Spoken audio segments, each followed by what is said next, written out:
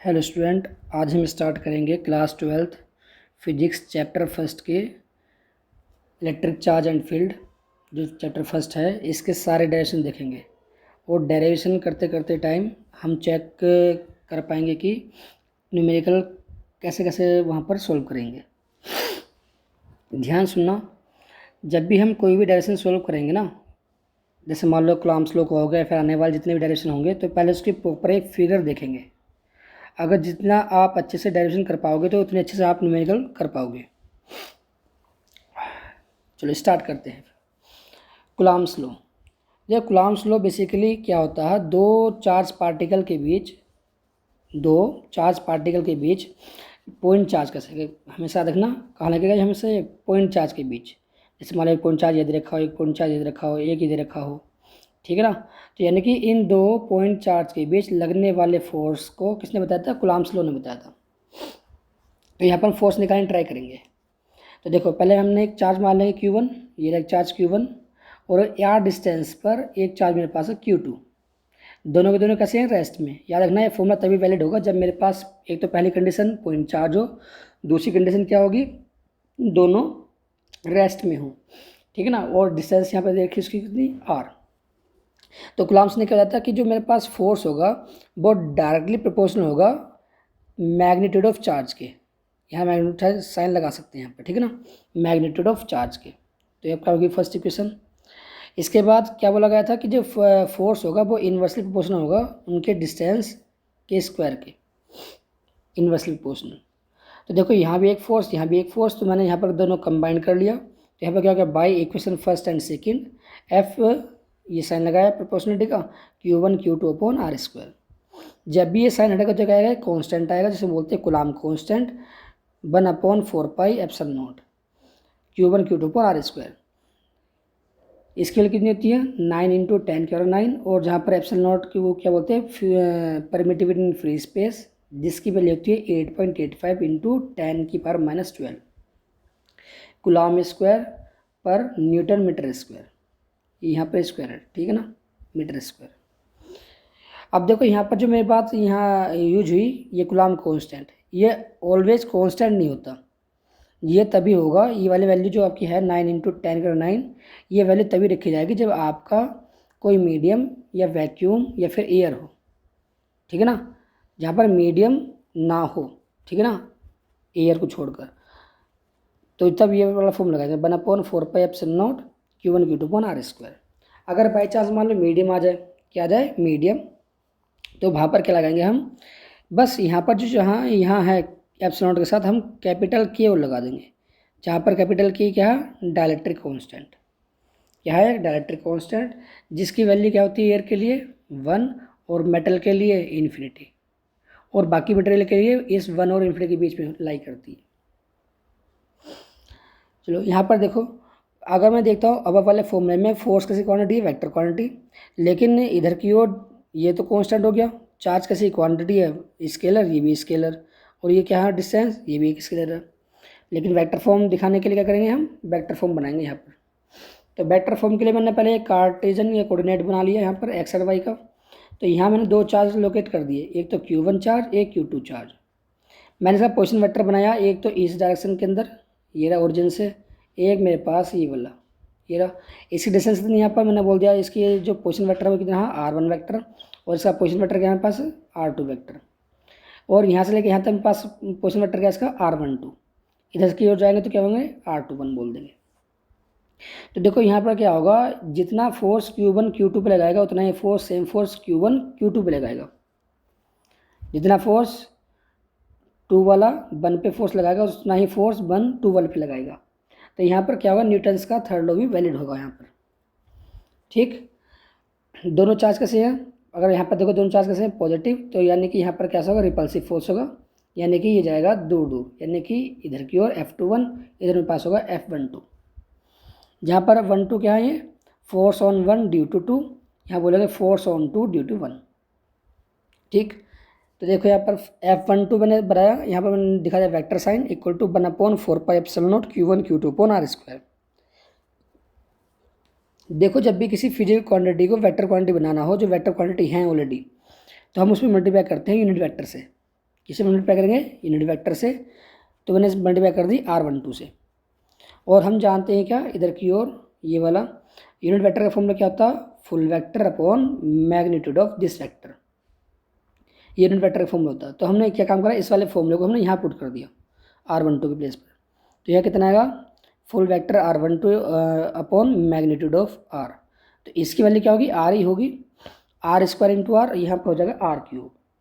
तो फॉर्मूला क्या है, F12 vector equal to KQ1 Q2 upon R³ R12 vector sign. तो सेम टू सेम यही प्रोसेस किसके लिए होगा, 2 1 के लिए, यानी फोर्स ऑन 2 ड्यू टू 1, ये होगा KQ1 Q2 upon R³ R21।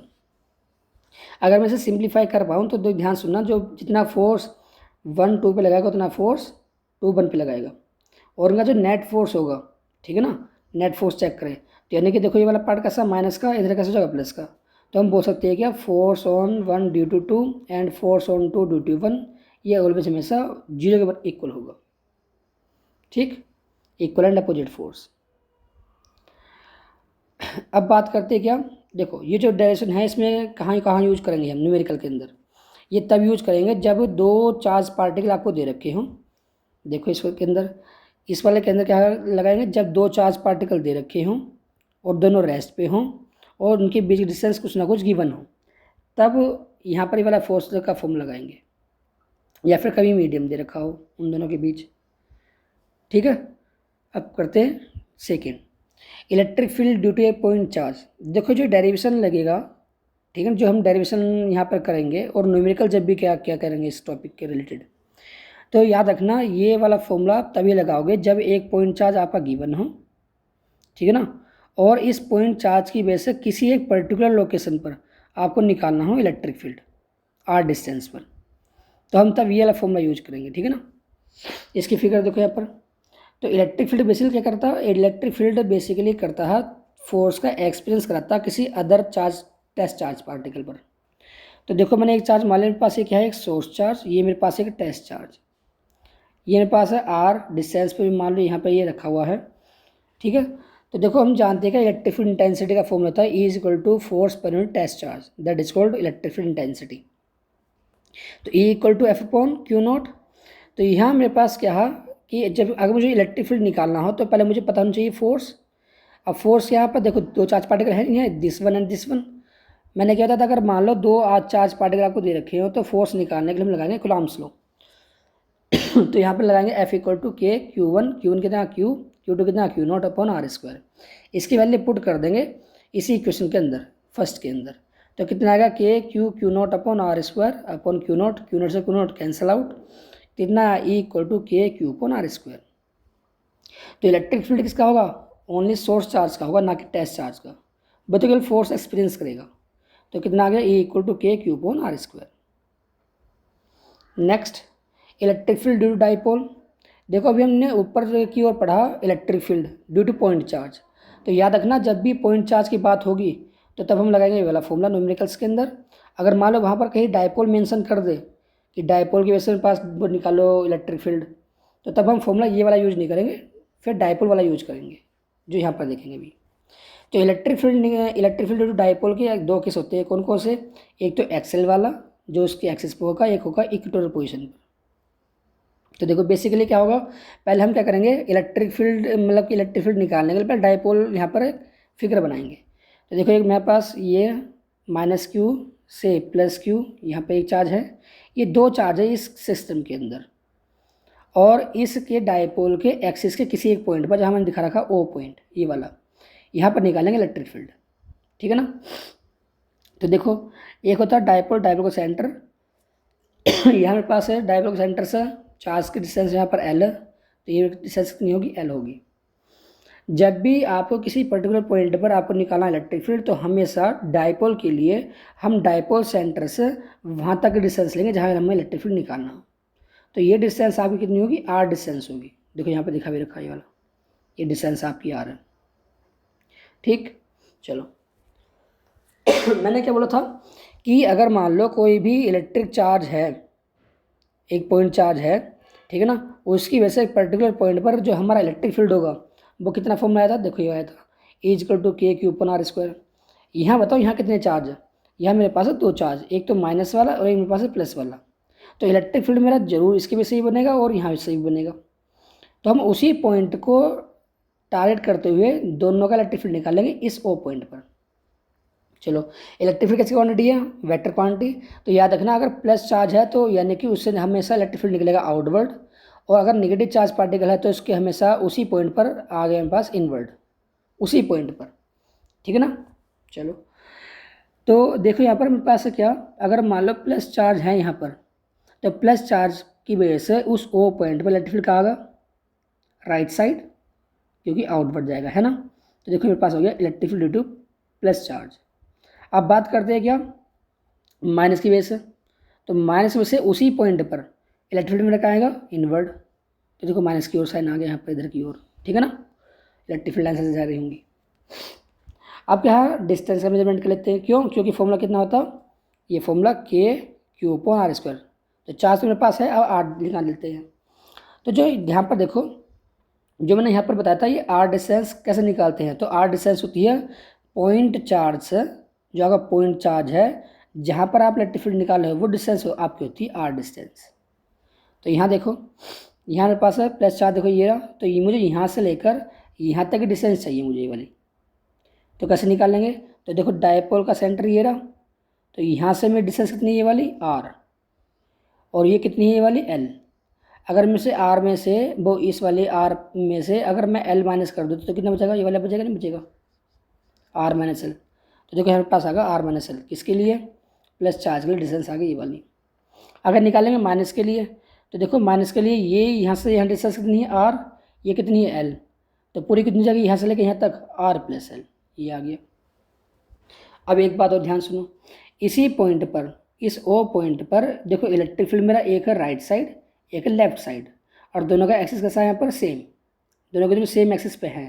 तो सिंपल क्या करेंगे, बड़े वाले इलेक्ट्रिक फील्ड में से छोटा वाला माइनस कर देंगे।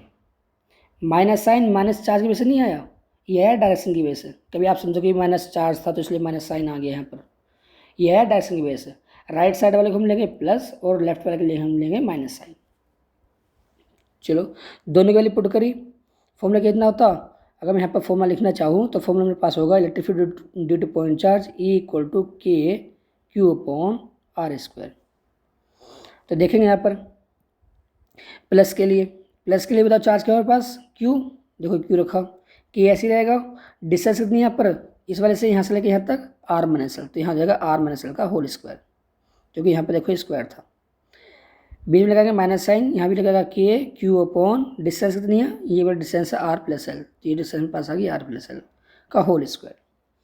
अगर मैं दोनों में देख पाऊँ, यहाँ पर देखो के क्यू दोनों में कॉमन आ गया, यहाँ बचा 1 अपॉन आर माइनस एल का होल स्क्वायर, यहाँ बचा 1 अपॉन आर प्लस एल का होल स्क्वायर। दोनों का एलसीएम डिफरेंट है, तो यानी कि दोनों का आएगा यहाँ पर साइन मल्टीप्लिकेशन। पावर सेम है तो यहाँ देखो मैं बता दूँ आपको, जैसा अगर मैं बोलता हूँ यहाँ पर ए स्क्वायर माइनस बी स्क्वायर, ये मैंने मल्टीप्लाई बोल दिया यहाँ पर। अगर मान लो यहाँ ए स्क्वायर मल्टीप्लाई बी स्क्वायर है, अगर देखो पावर सेम है और मल्टीप्लाई हो रही है तो हमेशा दोनों बेस की हो जाएगी मल्टीप्लाई और पावर में आ जाएगा सेम पावर वही। अब यहाँ देखो पावर सेम है, तब देखो पावर सेम 2 एक बार आ गया, जो यहाँ पर ये वाले बेस है आपके पास R plus L R minus L, इन दोनों की मल्टीप्लाई करके आ जाएगा नीचे, कितना आया R square minus L square. बात समझ में आ गई। चलो, अब क्या करेंगे, सिंप्लीफाई करेंगे, फिर करेंगे क्रॉस मल्टीप्लाई, यानी इसकी मल्टीप्लाई यहाँ पे जाएगी, इसकी मल्टीप्लाई यहाँ पे आ जाएगी। तो यहाँ ओपन करेंगे ए प्लस बी का होल स्क्वायर, तो कितना होगा A square plus B square plus 2ab, बीच में साइन माइनस का था तो माइनस साइन लगा दिया, ब्रैकेट स्टार्ट, फिर लगाएंगे ए माइनस बी का होल स्क्वायर, तो A square plus B square minus 2ab, ठीक है ना, लगा दिया। इसके बाद क्या करेंगे, देखो यहाँ पे माइनस साइन है, तो अगर मैंने माइनस साइन ऑपरेट करूँ तो ये वाला माइनस का होगा, ये प्लस से कैंसिल आउट हो गया, ये भी एल स्क्वायर माइनस का हो जाएगा, ये इससे कैंसिल आउट हो जाएगा, और ये माइनस और माइनस प्लस हो जाएंगे। तो यहाँ पे कितना होगा, ये आपका होगा 4RL, कितना होगा 4RL। देखो मैं यहाँ पर बता दूँ कैसे कैसे यहाँ पर सोल्व किया गया। तो यहाँ मेरे पास आ जाएगा 4RL, ठीक है ना, और Q मेरे पास साथ चल रहा था और K भी चल रहा था यहाँ पर स्मॉल के। तो अगर मैं यहाँ पर देख पाऊँ ध्यान से तो लिख सकता हूँ K R 2 और यहाँ से तो हमें कितना Q इंटू 12, हाँ है ना, इस वाले पार्ट को। तो देखो ये वाला पार्ट क्या कहलाएगा आपका डायपोल मोमेंट, क्या कहलाएगा डायपोल मोमेंट, जिसको हम बोलते हैं P, क्या बोलते हैं P।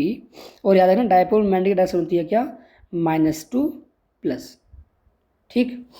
तो वैल्यू कितनी आ गई यहाँ पर, वैल्यू आ जाएगी आपकी कितनी K2PR, तो K2PR upon R square minus L square हो गया।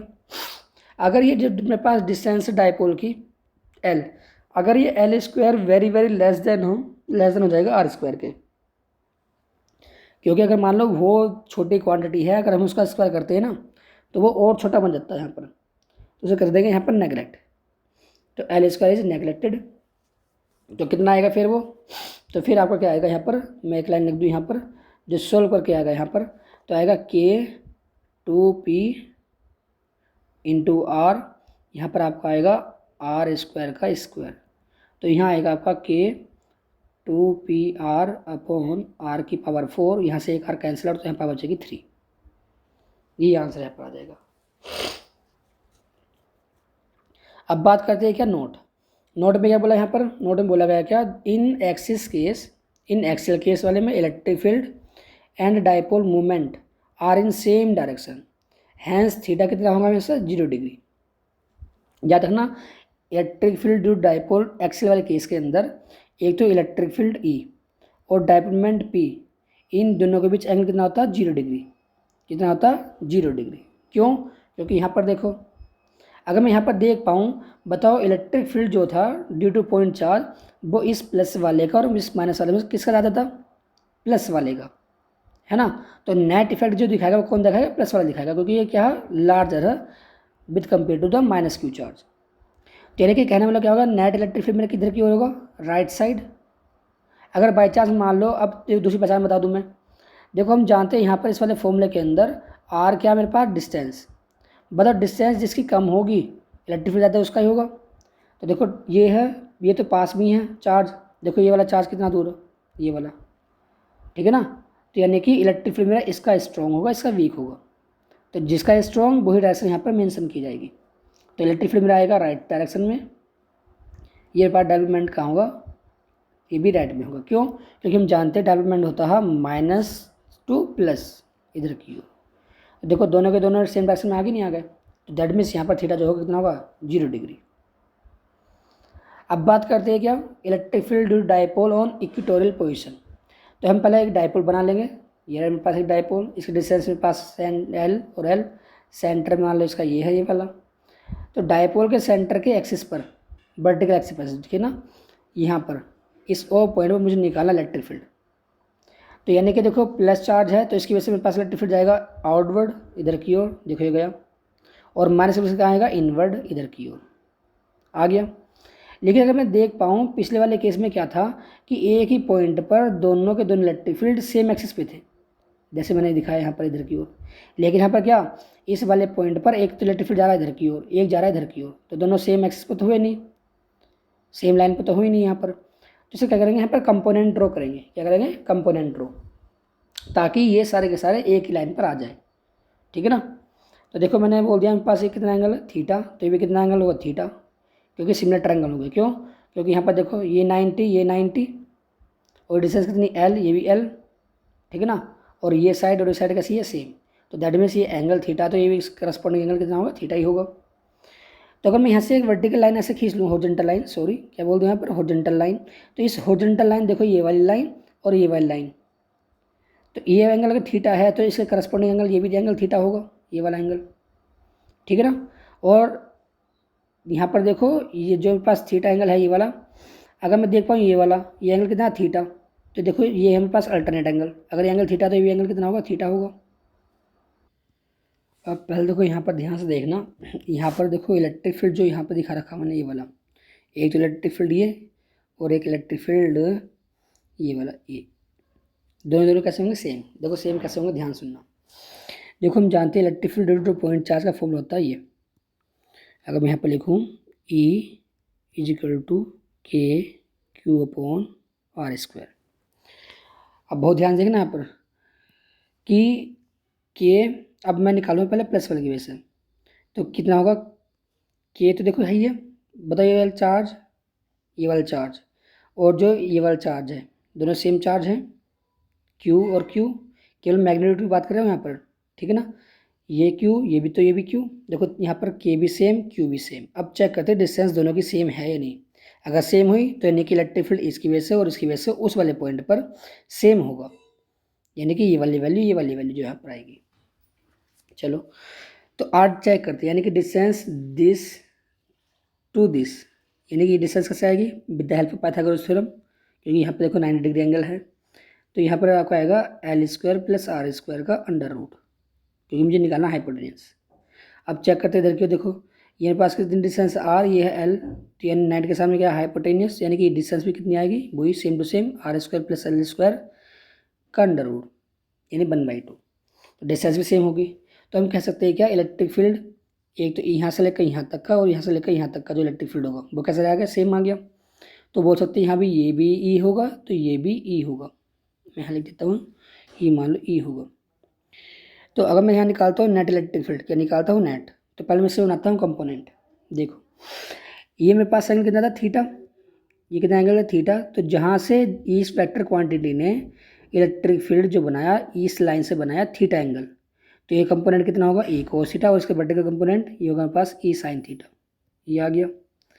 अब इसके बाद जो ये वाला इलेक्ट्रिक फील्ड है ये वाला, ठीक है ना, इसकी वजह से यहाँ पर एंगल कितना आएगा ना, थीटा एंगल। तो इसके दो कंपोनेंट होंगे, कौन कौन से, एक तो इसका कंपोनेंट इधर की ओर ये वाला इस लाइन पर ई कोस थीटा, और इसके वर्टिकल कंपोनेंट ये वाला ई साइन थीटा, ठीक है।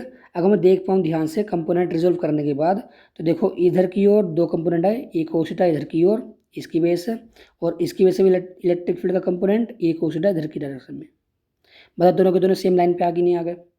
अब बात करते हैं इधर की ओर, देखो इधर की ओर जो था इसकी वजह से कंपोनेंट एक था इधर की ओर ई साइन थीटा ये रहा, और इसकी वजह से कंपोनेंट नीचे की ओर ये भी ई साइन थीटा।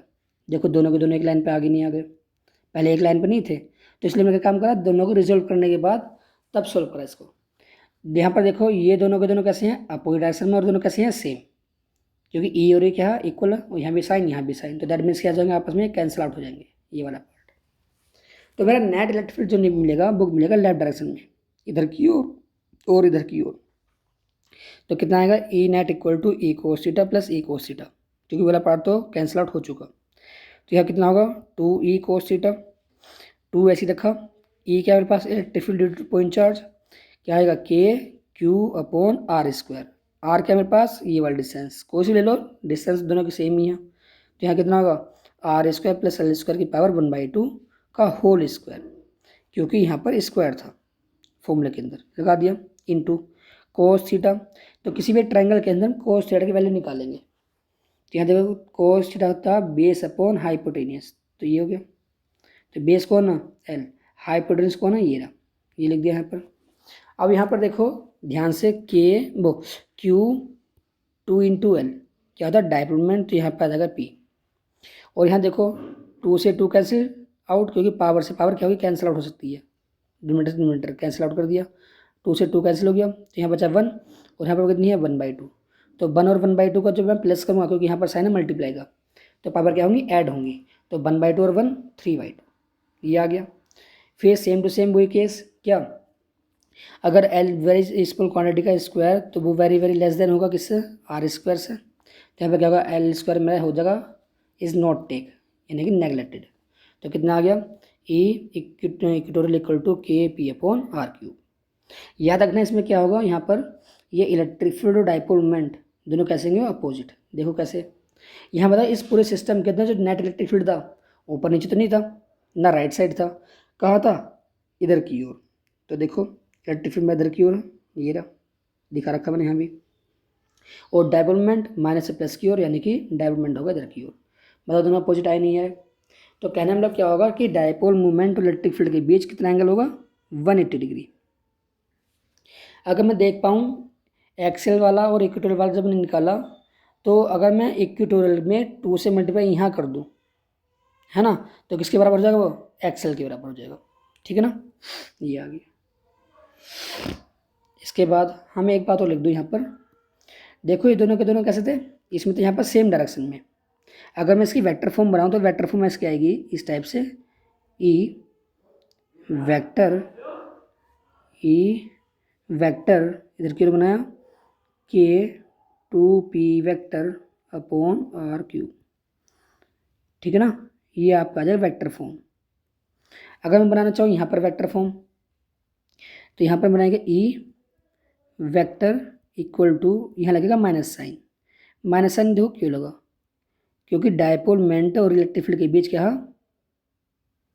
एंगल 180 डिग्री है, तो ये लगेगा, ये वाली बन जाएगी इसकी वेक्टर फॉर्म। ठीक, चलो अब next topic, torque. Torque due to dipole, यानी कि डायपोल पर जब टॉर्क लगाएंगे तो कितना लगेगा। अब कौन लगाएगा, इलेक्ट्रिक फील्ड लगाएगा, चाहे वो यूनिफॉर्म हो चाहे वो नॉन यूनिफॉर्म। तो पहले मैंने क्या काम करा, पहले मैंने लिया फर्स्टली एक फिगर बनाए इलेक्ट्रिक फील्ड की जो कि यूनिफॉर्म है, यानी इसमें गैपिंग जो देंगे लाइन के बीच कैसे देंगे, सेम। चलो सेम मेरे पास होगी ये वाली।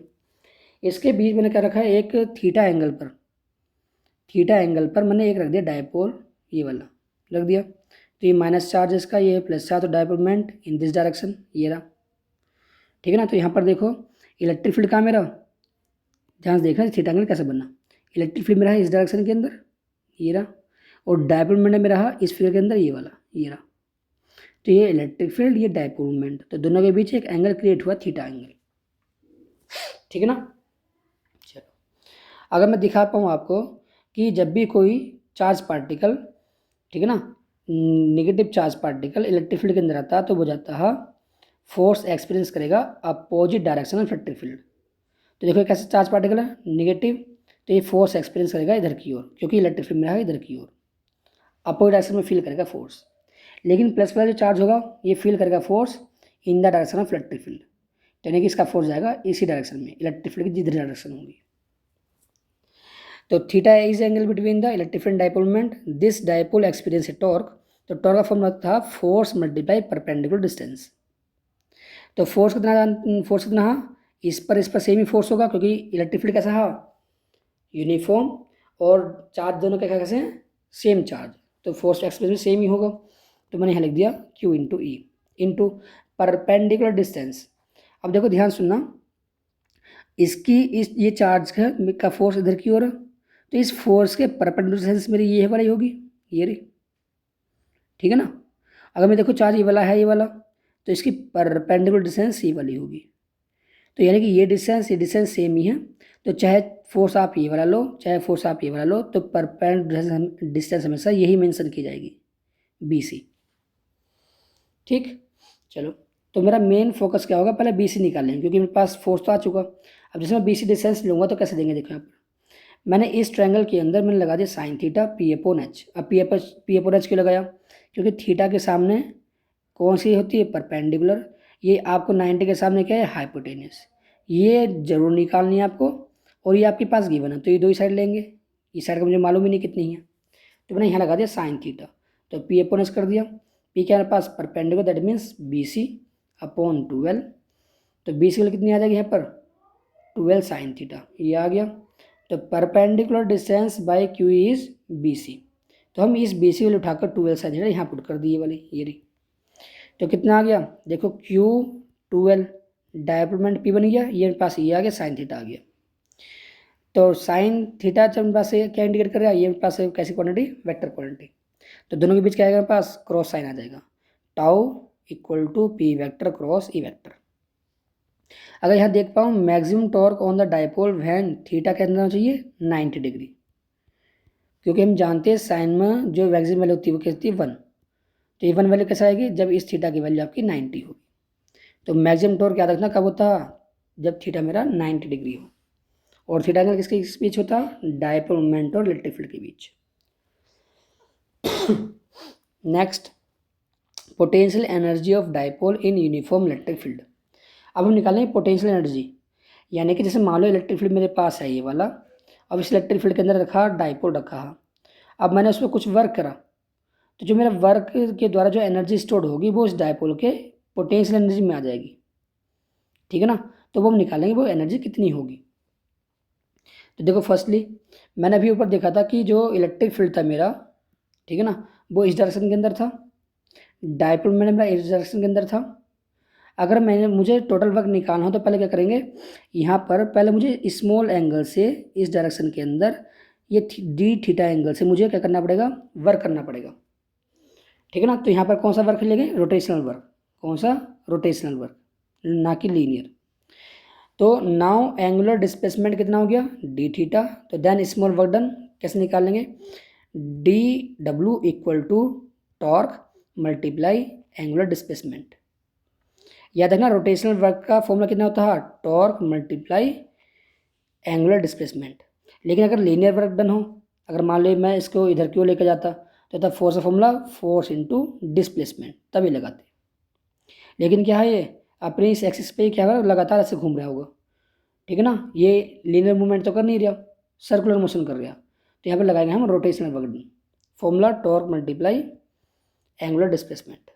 तो टोटल वर्क डन के लिए हम कर देंगे both side integration, D W equal to, यहाँ पास है टाउ का फॉर्मूला P sine theta D theta. और हम मान लो मुझे इधर की रोटेट करना, इधर से इधर की ओर, मान लो पहले एंगल थीटा 1 था, तो अब मान लो थीटा 2 मेरे पास हो जाएगा। तो यहाँ पर इनिशियल लिमिट कितनी आएगी, theta 1 to theta 2 sine theta D theta. Sine का इंटीग्रेशन माइनस कोस, यहाँ मेरे पास माइनस आ गया, cos theta limit theta 1 to theta 2। अगर मैं इसकी वैल्यू पुट कर दूँ तो मैंने यहाँ पर एक लाइन दिखाना चाहता हूँ कि यहाँ मेरे पास आएगा माइनस साइन, यहाँ आएगा पी ई अपर लिमिट कोस थीटा 2 माइनस कोस थीटा 1। अगर मैं इस माइनस साइन से अंदर मल्टीप्लाई कर दूँ, ठीक है ना, तो ये कैसा हो जाएगा, थीटा 1 प्लस का, और थीटा 2 कैसा हो जाएगा, माइनस का। तो यहाँ पर कितना आ जाएगा, cos theta 1 minus cos theta 2। Next note याद रखना, if two angles theta 1 and theta 2 are not given then we use ये कैसा आएगा, ये आता है फॉर मिनिमम एनर्जी के लिए, किसके लिए, मिनिमम एनर्जी के लिए। जब मेरे पास ये कितना होगा, थीटा 1 आपका 90 होना चाहिए, और हम जानते हैं कोस 90 कितना होता है 0, तो यानी कि ये वाला पार्ट थीटा 1 वाला पार्ट यहाँ से गायब हो जाएगा। तो कौन बचेगा यहाँ पर, कोस थीटा 2 बचेगा। तो मैंने यहाँ पर लिख दिया। अब नेक्स्ट गॉस लॉ, तो rule to finding the electric field by the Gauss theorem. अगर मान लो किसी का इलेक्ट्रिक फील्ड निकालना हो तो हम लोग गॉस थ्योरम के कुछ पहले स्टेप्स पढ़ेंगे, कुछ रूल पढ़ेंगे। तो फर्स्ट रूल, अगर मान लो किसी की, जैसे मैं कोई चार्ज बॉडी है, अगर उसके ओवर एक मुझे इलेक्ट्रिक फील्ड निकालना हो तो पहले क्या करेंगे, draw a Gaussian surface over a charge. Gaussian surface दो surface where electric field same होना चाहिए हर पॉइंट पर, और एंगल इलेक्ट्रिक फील्ड और एरिया वेक्टर के बीच कैसा होना चाहिए, सेम। यानी कि आपको दो बात याद रखनी है, गॉसियन सरफेस वो सरफेस तब कहलाएगी जब आपका इलेक्ट्रिक फील्ड उस सरफेस पर सेम हो हर पॉइंट पर, और दूसरी बात एंगल इलेक्ट्रिक फील्ड और एरिया वेक्टर भी एक समझिए सेम होना चाहिए, तब हम ये वाला रूल अप्लाई करेंगे। Second, find out total flux through the surface. Second step होगा फ्लक्स निकालेंगे। Next step, calculate the net charge enclose inside the surface. फिर नेट चार्ज देखेंगे इनसाइड कितना होगा, फिर अप्लाई कर देंगे गॉस लॉ, जो होता है flux phi equal to Q upon epsilon naught. अब करेंगे प्रूफ, गॉस लॉ कैसे प्रूफ करेंगे।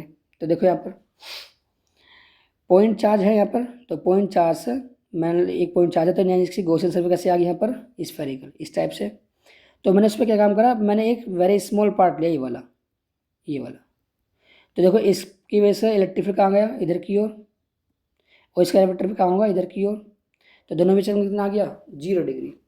तो यहाँ पर फाइट इक्वल टू कितना होगा, क्लोज इंटीग्रेशन ई ए कोस थीटा। तो ये कितना, इलेक्ट्रिक फील्ड तो सेम ही, देखो क्यों, क्योंकि देखो यहाँ भी इलेक्ट्रिक फील्ड, यहाँ भी इलेक्ट्रिक फील्ड, यहाँ भी इलेक्ट्रिक फील्ड, यहाँ भी इलेक्ट्रिक फील्ड सेम ही होगा। तो यानी यहाँ पास आ गया ई आउटसाइड आ गया, तो यहाँ पर क्लोज इंटीग्रेशन ए हो गया। ए के पास अगर मैं यहाँ पर निकालूँ total area of this Gaussian surface कितना होगा, 4 पाई आर स्क्वायर, क्योंकि स्फेरिकल शेप थी इसकी। तो आर स्क्वायर कैंसिल आउट, 4 पाई से 4 पाई कैंसिल आउट, क्योंकि के लिए मैंने यहाँ पर पुट कर दी। तो कितना बचा, क्यू अपॉन एप्सिलॉन नॉट। ये आपका गॉस लॉ प्रूफ हो चुका। अब गॉस लॉ की एप्लीकेशन, पहली एप्लीकेशन याद रखना, गॉसियन सरफेस कैसे बनाते हैं। अगर मान लो आपके पास पॉइंट चार्ज है तो हमेशा गॉसियन सरफेस बनेगी आपकी स्फेरिकल। अगर आपके पास एक लाइन चार्ज है या फिर एक मान लो एक सीट पर चार्ज है तो हमेशा इन दोनों की जो गॉसियन सरफेस बनेगी वो बनेगी सिलेंड्रिकल। कैसी बनेगी? सिलेंड्रिकल। तो अब निकालते हैं electric field due to infinite long charge wire, कि एक मान मेरे पास ये लॉन्ग इनफाइनाइट चार्ज वायर है, इसके से मुझे निकालना इलेक्ट्रिक फील्ड कितना होगा। तो हमने क्या काम करा, पहले एक इसके सिमेट्री, मैंने क्या काम करा, एक सिलेंड्रिकल गॉसियन सरफेस बना ली। ये कैसी है? गॉसियन सरफेस ही वाली सिलेंड्रिकल। इसके एक्सिस मेरे पास ये वाला है, तो इसके एक्सिस में मेरे पास क्या है? एक चार्ज वायर। तो जितना हमने लिया, जैसे सपोज जेड मेरे पास सिलेंड्रिकल लेंथ है एल, ये मेरे पास एल आ गया। इलेक्ट्रिक फील्ड मेरे पास कैसा होगा? ये देखो चार्ज कैसा है पर प्लस पॉजिटिव, यानी कि इलेक्ट्रिक फील्ड होगा इस डायरेक्शन में, इस डायरेक्शन में, इसमें और इसमें, हाँ या ना? ऐसे होगा इलेक्ट्रिक फील्ड। तो देखो इलेक्ट्रिक फील्ड मेरा कहाँ है? इधर की ओर। अब मेरे पास क्या है यहाँ पर, सेकंड स्टेप क्या होगा? टोटल फ्लक्स निकालेंगे। तो यहाँ पर सरफेस कितनी है? 2 फ्लैट सरफेस है, देखो एक ये रही, एक ये रही, एक आपकी है कर्वी वाली, ठीक है ना। तो यहाँ पर 3 सरफेस हम निकालेंगे इलेक्ट्रिक फ्लक्स। तो फॉर्मूला ई ए कोस थीटा, यहाँ भी ए कोस थीटा, ये लगा दिया। अब पहले हम चेक करेंगे थीटा एंगल कितना होगा। तो सरफेस नंबर 1 ये रही, तो इसका एरोटर कहाँ है? इधर की ओर, और इलेक्ट्रिक फील्ड कहाँ था? इधर की ओर। देखो ये रहा, दोनों कैसी डायरेक्शन है? Same direction. तो यहाँ थीटा कितना होगा? 0। तो यानी कि इसके लिए यहाँ पर आ जाएगी 0, तो कोस 0 कितना होता है? 1। तो ये कितना आ गया? ई क्लोज इंटीग्रेशन ए प्लस। अब चेक करते हैं इधर का, सरफेस नंबर 2 और 3 का। तो सरफेस नंबर 2 का एरिया इधर की ओर और इलेक्ट्रिक फील्ड का मेरा इधर की ओर, तो दोनों के बीच एंगल कितना होगा? 90, और कोस 90 कितना होगा? 0। तो ये सारा पार्ट 0 हो चुका। ऐसी सेम टू सेम यहाँ इलेक्ट्रिक एरिया मेरे पास कहाँ? नीचे की ओर। इलेक्ट्रिक फील्ड कहाँ? इस डायरेक्शन में। तो यहाँ भी एंगल कितना है? 90 डिग्री एंगल। तो यानी कि कोस 90 0, तो दैट मीन्स ये वाला पार्ट भी आपका जो होगा 0। तो मेरा फ्लक्स जो मिलेगा केवल भी मिलेगा कर्व सरफेस पर। कहाँ मिलेगा?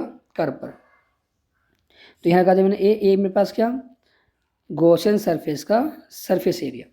तो हम जानते हैं ये कर्व पर मिला, तो सिलेंडर का कर्व सरफेस होता है 2πr/h, ठीक है ना। ये वैल्यू हम रखते हैं, तो 2πr/h, h मतलब हाइट ऑफ सिलेंडर, जो यहाँ पर है गिवन l, तो l लग दिया।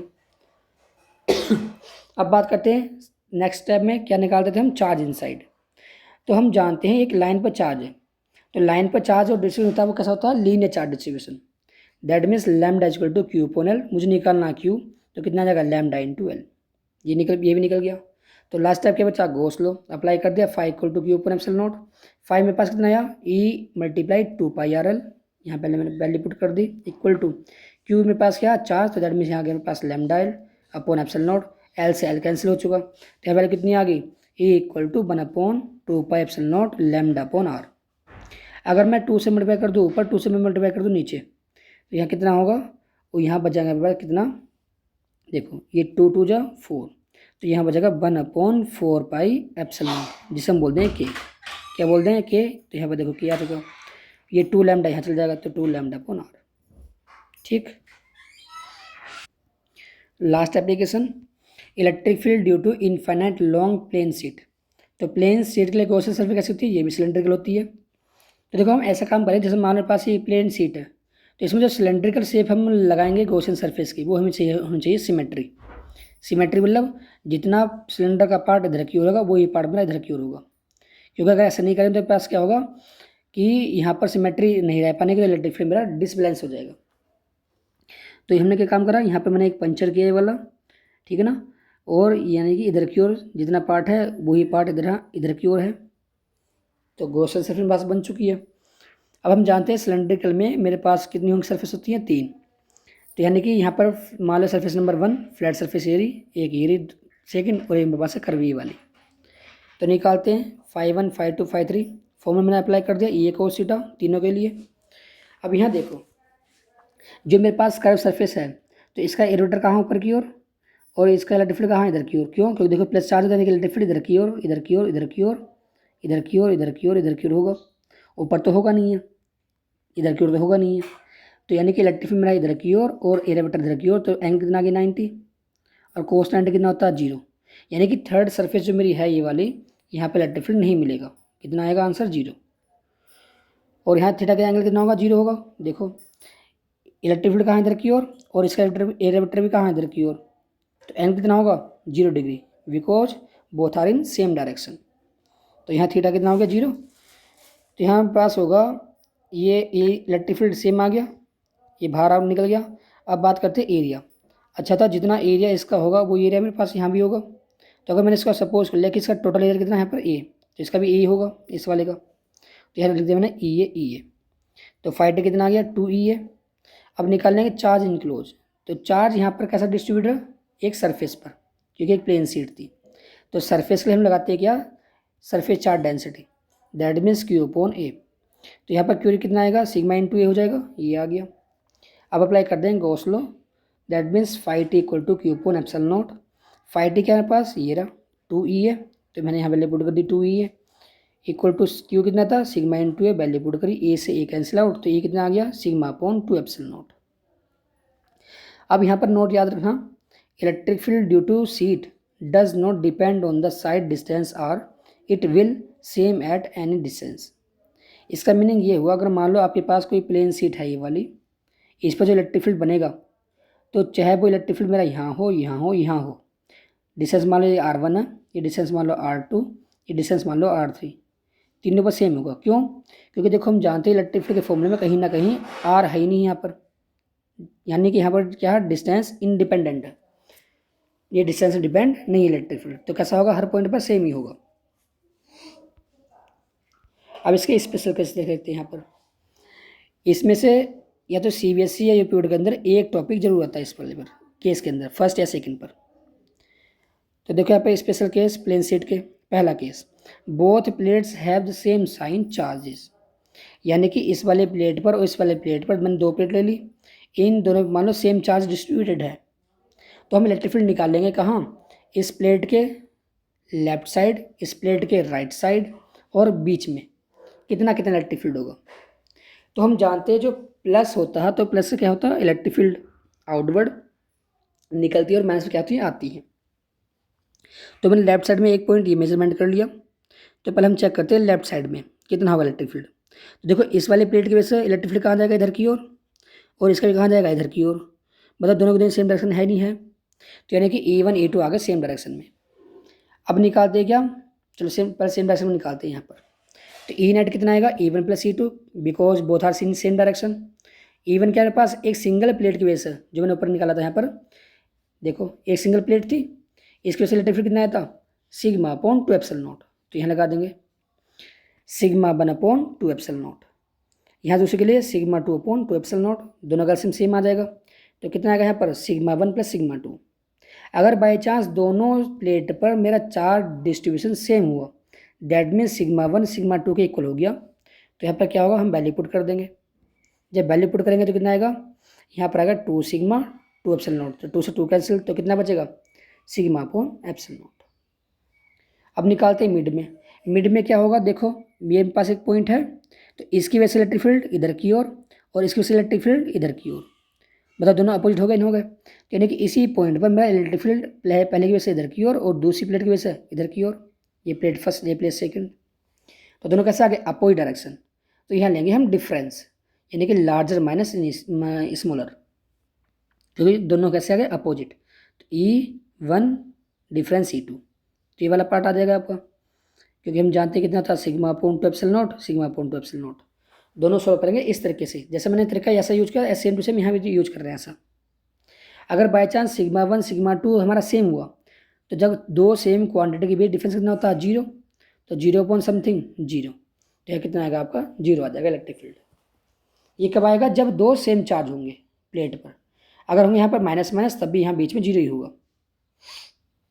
अब बात करते हैं राइट साइड में सेम टू सेम कैसे से चलेगा, देखो इस वाले पॉइंट पर इसकी वजह से इलेक्ट्रिक फील्ड इधर की ओर और इसकी वजह से इलेक्ट्रिक फील्ड इधर की ओर, दोनों रास्ते कैसे आगे सेम, तो जैसे सेम टू सेम हमने ये वाला पार्ट सोल्व करा, सेम टू सेम ये वाला वैसे सोल्व करेंगे।